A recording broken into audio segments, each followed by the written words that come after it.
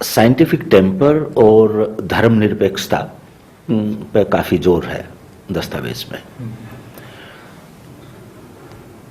जब आप 2000 में आते हैं तो शिक्षा को ठीक उसी नजरिए से देखा जाता है, राष्ट्रीय उद्देश्यों को पूरा करने के लिए और राष्ट्रीय अस्मिता बनाने के लिए। ये भी दोनों में है, नेशनल आइडेंटिटी और कल्चरल और हमारी जो भी हेरिटेज है, विरासत, सांस्कृतिक विरासत, बच्चे को उससे परिचय करवाना और उसका संरक्षण और उसका संवर्धन, ये सारी चीज है।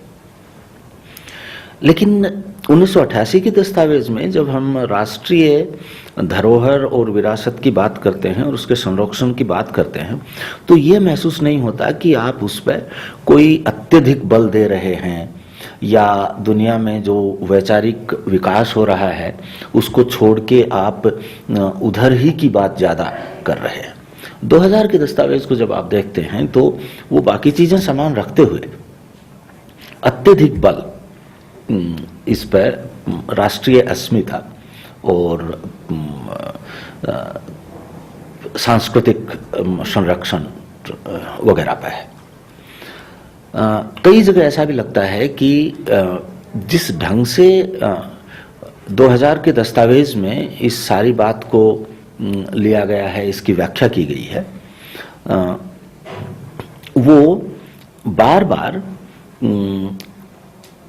विवेकशील चिंतन और सेक्युलरिज्म के साथ टकराती है।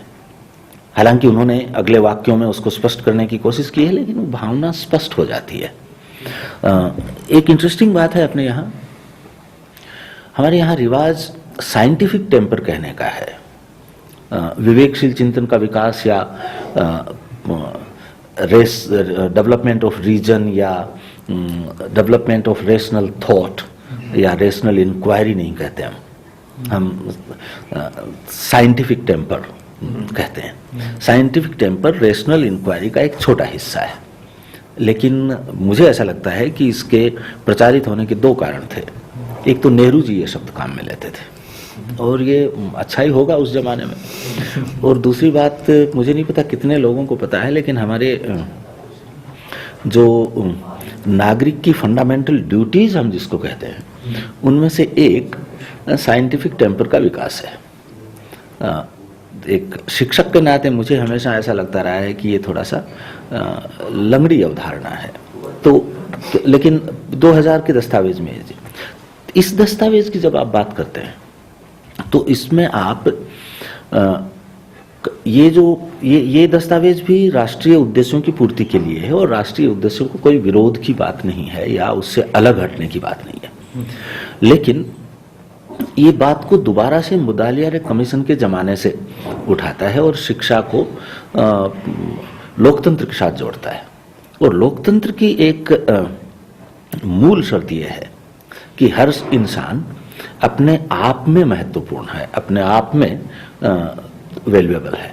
वो आपके, ये बहुत अच्छी बात है वो राष्ट्र को कंट्रीब्यूट करे, सामाजिक प्रक्रियाओं में कंट्रीब्यूट करे, लेकिन वो नहीं भी करता है तो इंसान के रूप में उसकी कीमत फिर भी है। ये बात इस डॉक्यूमेंट में ज़्यादा रेखांकित होकर आती है। बहुत ध्यान से कोई पढ़ेगा तो इन दोनों पोजीशंस में थोड़ा फर्क है। एक में राष्ट्र है और नागरिक को राष्ट्र के अनुसार ढालना है। दूसरे में नागरिक एक सचेत और विवेकशील प्राणी है और स्वतंत्र है, इसलिए वो राष्ट्र की तस्वीर कैसी हो इसमें भी अपनी राय दे सकता है। तो इसमें नागरिक के लिए वो स्वतंत्रता कि आप राष्ट्र कैसा बनाएं, उस पर बल है। तो ये जो सरोकार में जिस तरह से बदलते हैं उसमें ये फर्क है। दूसरा सरोकार जो मैं शुरू से ही कह रहा था, ये वहीं से आ रहा है जहां मैंने आपसे शुरू में कहा था कि लोकतंत्र एक बड़ा सरोकार है।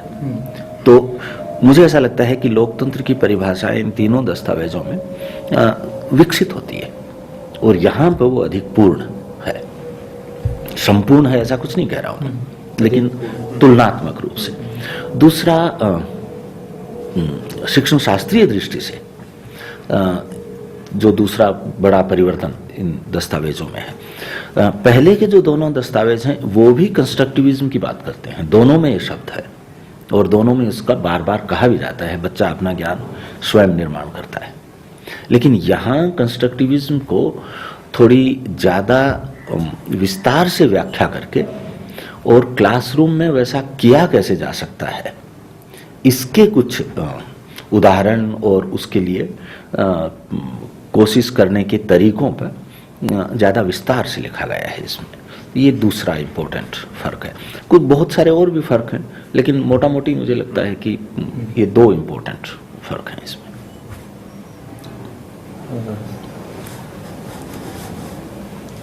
तो अभी ये इस NCF 2005 की निर्माण प्रक्रिया, आपके जो अनुभव रहे उस पूरे निर्माण प्रक्रिया में संलग्न होने के, और जो तात्कालिक सरोकार रहे थे और जो स्रोत, इस पे हम लोगों ने एक बात करी।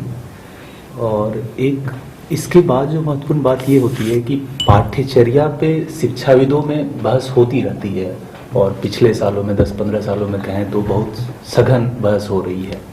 लेकिन साथ साथ ये भी देखने में आता है कि एक तरफ तो शिक्षाविदों के बीच में ये बहस एक लेवल की मैच्योरिटी को प्राप्त कर रही है, लेकिन शिक्षकों तक ये बहस पहुंची ही नहीं, ऐसा आभास होता है। तो हम ये जानना चाहेंगे कि ये पाठ्यचर्या के मायने क्या हैं, और किसी भी राष्ट्र के लिए या भारत जैसे देश के लिए इसके मायने हम कैसे देखें, समझें।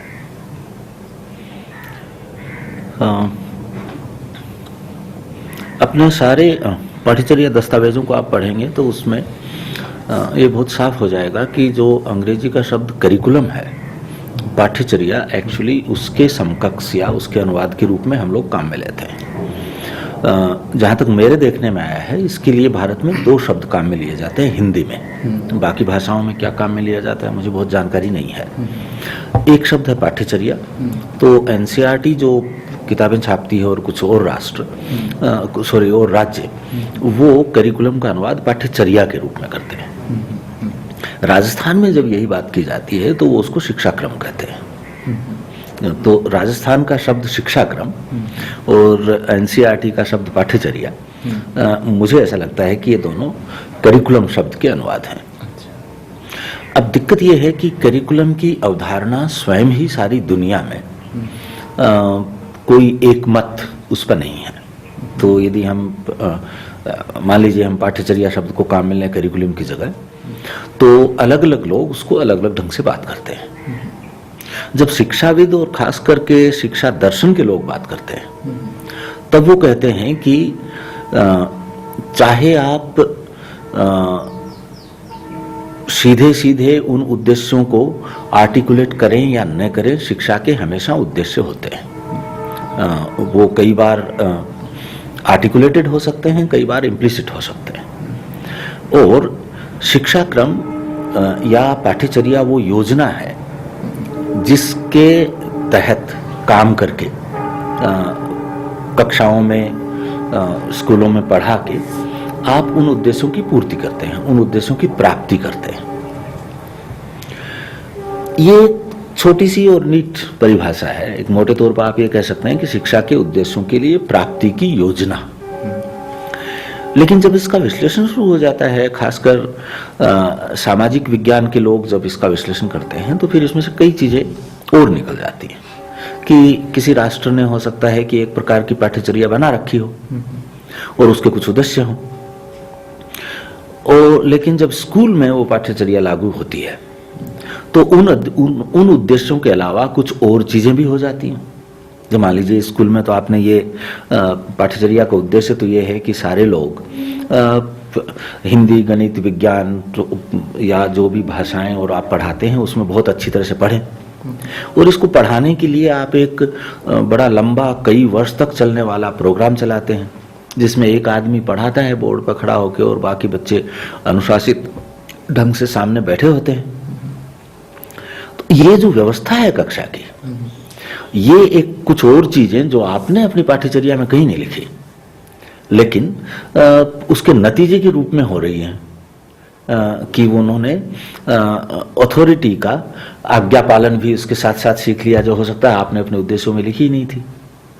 तो ये उस पाठ्यचर्या के इम्प्लीमेंटेशन के नतीजे हो गए। इस प्रकार की चीजों को समाहित करने के लिए लोग छद्म पाठ्यचर्या या छुपा हुई पाठ्यचर्या, हिडन करिकुलम या intended curriculum and implemented curriculum वगैरह वो शब्दावली काम में ले लेते हैं।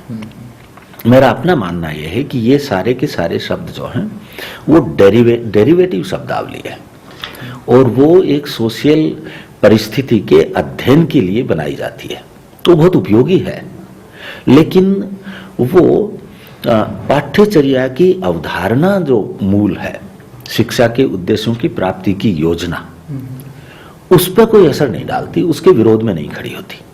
तो यहाँ भी एक्चुअली पाठ्यचर्या का यही आशय लिया गया है।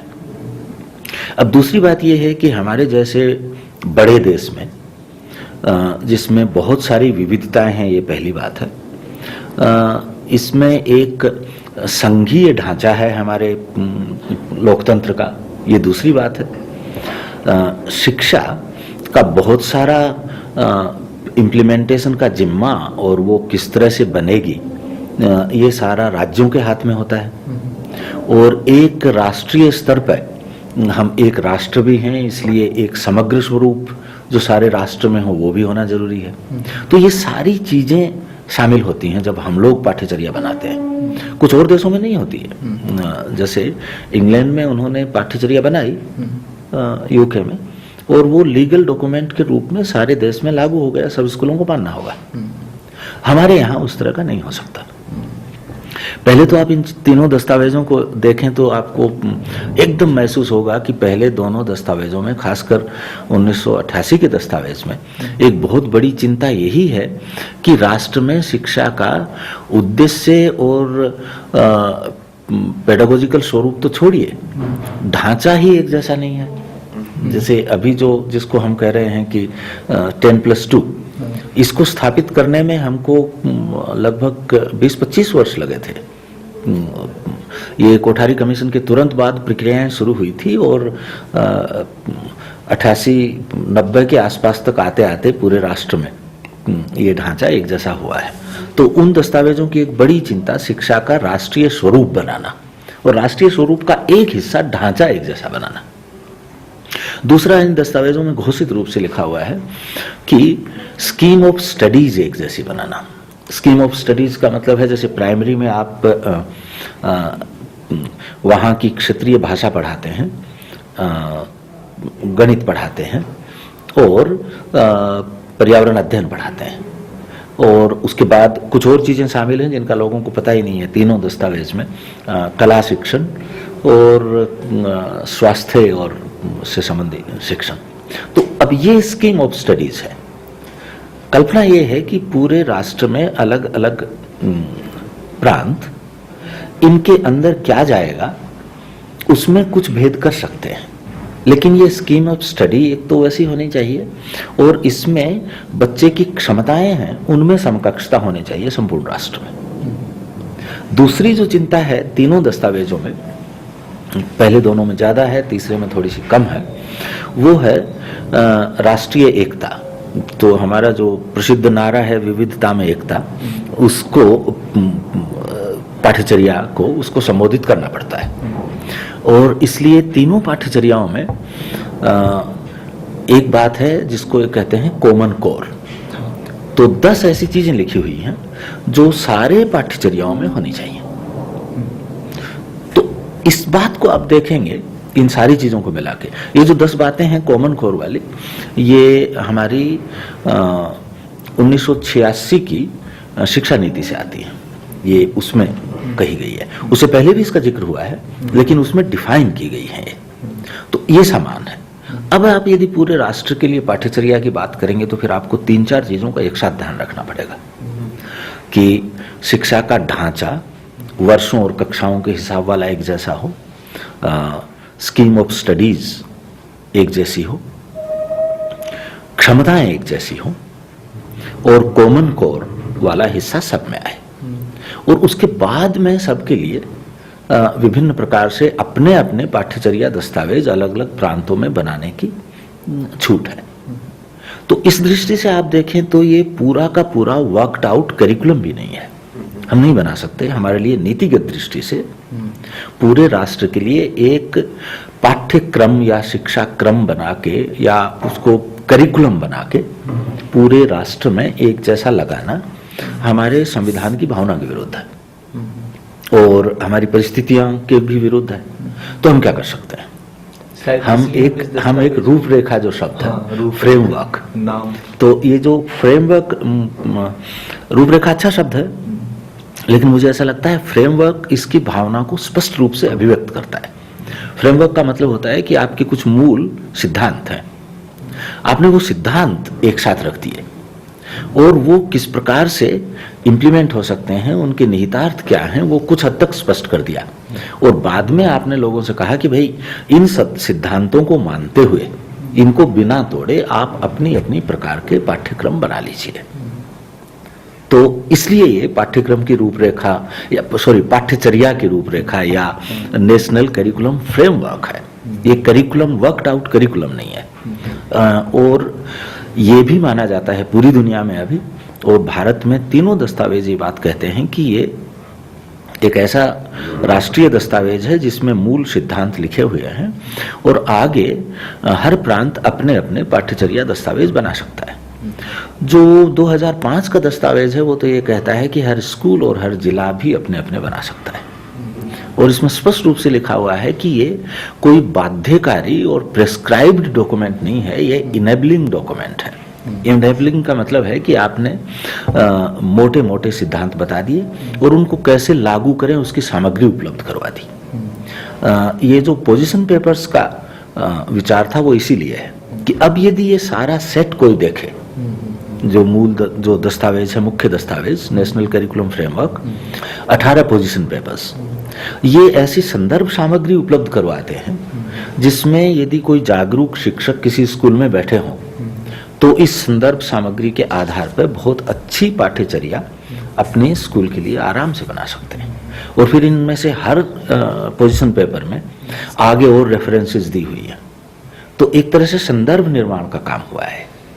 तो इस दृष्टि से देखा जाए तो ये पाठ्यचर्या की रूपरेखा ही है।